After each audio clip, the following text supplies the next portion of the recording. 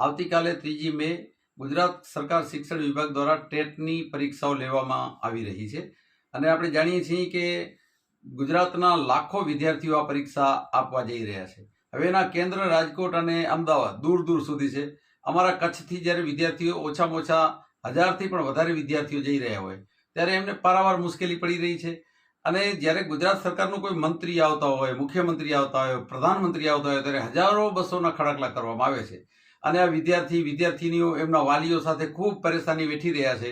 અને ગુજરાતની અંદર જ્યારે મંત્રી તરીકે કચ્છના શિક્ષણ મંત્રી હોય અને એ જો કોઈ વ્યવસ્થા ન કરી શકતા હોય તો પ્રજા માટે છે સરકાર, વિદ્યાર્થીઓ માટે કામ કરે છે કે માત્ર પોતાના પ્રચાર અને પ્રસાર માટે પોતાના મંત્રીઓને હાઇલાઇટ કરવા માટે કામ કરે છે?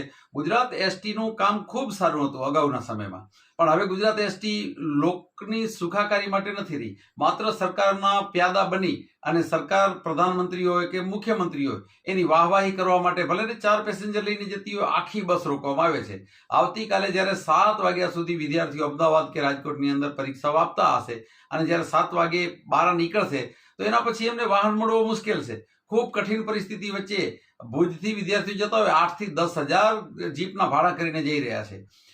નોકરી તો જેને મળે એને પણ લાખો વિદ્યાર્થીઓને જે હાલાકી થઈ રહી છે એમાંથી સરકાર કંઈક રસ્તો કાઢે. આવતીકાલે જ ગુજરાતના વાહન વ્યવહાર મંત્રી જે પણ હોય એને વિદ્યાર્થીઓ માટે આવાગમનની સુવિધા ઉપલબ્ધ કરાવે એવી વિનંતી, અને વિદ્યાર્થીઓ પણ ધ્યાનમાં રાખે કે સરકાર એમના માટે શું કરી રહી છે.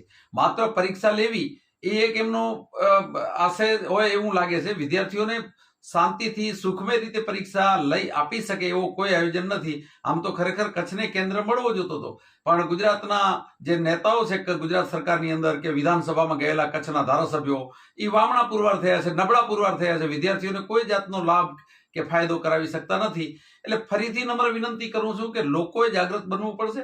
લોકોએ પોતાની જે જરૂરિયાતો છે, પોતાની જે માંગ છે, ડિમાન્ડ છે, પોતાની સુખાકારી માટે આગળ આવવું પડશે. નહીંતર ગુજરાત સરકાર પોતાના ફાયદા માટે 4-5 પેસેન્જર માટે ગાડીઓ દોડાવશે અને હજારો વિદ્યાર્થીઓ રઝળતા ભટકતા માંડ પરીક્ષા આપીને ઘરે રાત્રે મોડા પહોંચશે. આ બાબતે સરકાર ઝડપથી વિચારે એવી આશા.